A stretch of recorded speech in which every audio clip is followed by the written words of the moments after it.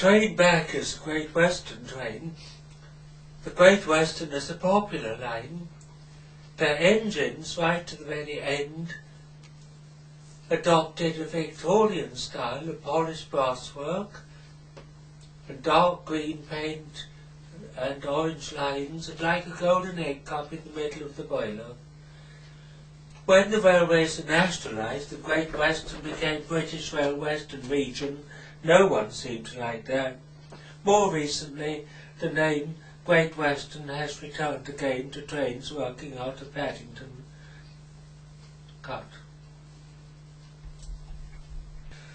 The Great Western carriages had a nice livery of chocolate and cream.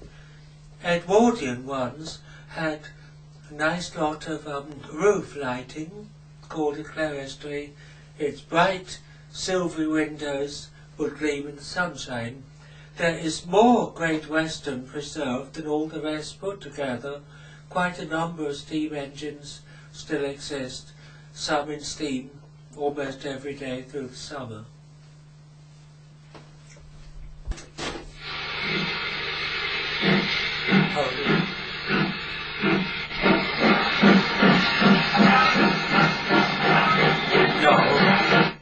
Newton, this is Newton. Kevin Regan, Salisbury driver speaking. The next train is for Allen Bay, calling at Blockhurst, Havenport, Holland Fen, Glenarden and Allen Bay. Change at Havenport will be offered at Grimthorpe lines. That was Kevin Regan, whose family ran the village stores.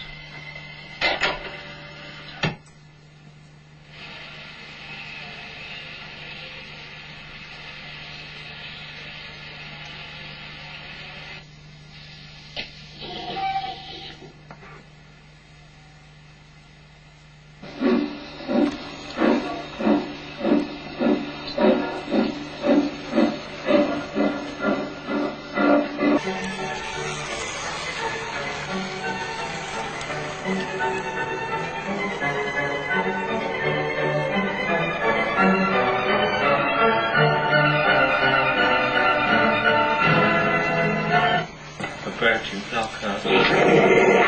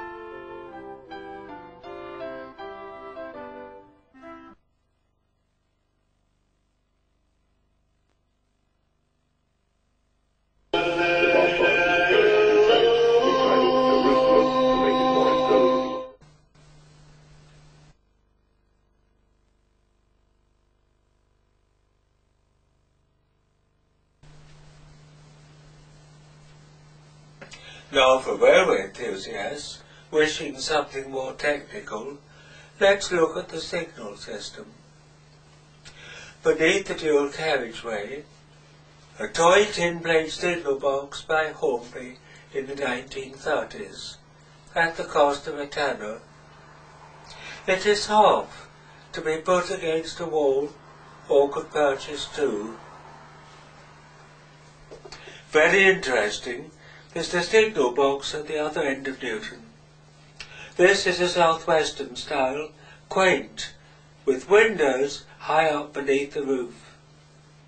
These quaint boxes existed all over the southern until the 1930s or so, most dated back to Victorian times, often on the platform, rather quaint, as at our Holland Fen.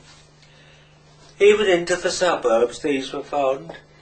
Now the Midlands Watercress line has one of these at each station, one having been brought from Wilton.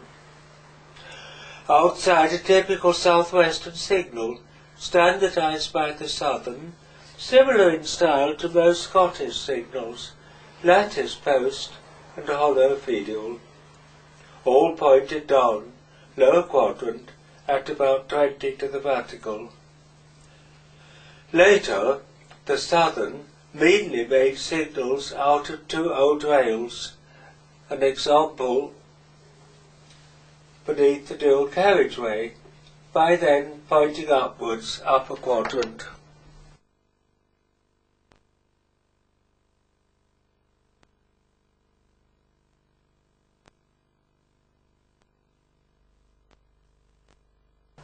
At Blockhurst, the standard Great Western signal, hundreds were produced. Some remain even on main lines, such as at Barry, South Wales. The arm points downwards at a steeper angle, 25 to the vertical. A neat red ball and spiked finial tops the mast. There are a number of preserved Great Western heritage lines, so we may look, visiting one, to see if the signals are appropriate. Havenport has a Midland box. This wealthy railway built well. Each window has a small triangle blocked off at the top, giving a Gothic appearance. A shade echo from St Pancras' beautiful Gothic station, which will soon be the Euro station in London.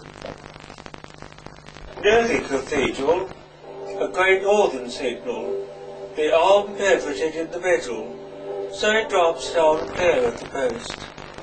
Few remain, but many are seen in vintage photographs. Grimthorpe has a ramp.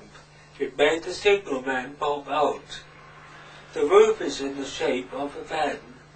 It was sold for around a shilling, possibly 1910 or so, of German make. Last, the elegant Caledonian box at Old Bay, with overhanging roof and wooden brackets. The Brighton line used similar style, as so did the Metropolitan surface lines, copying those in Scotland. The signals do not function. They are there to depict what you may look for in the light of history. So far, this video has been nostalgic steam, but steam is not in the year 2005 a matter of past history.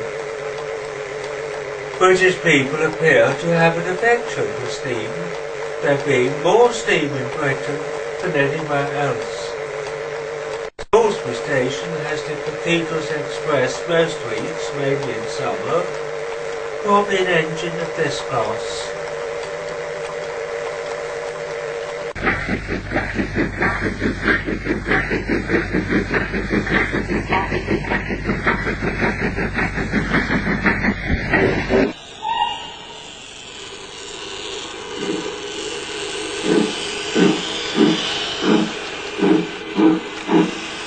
However, if we go by train from Salisbury, it will normally be by diesel unit, coupled in threes.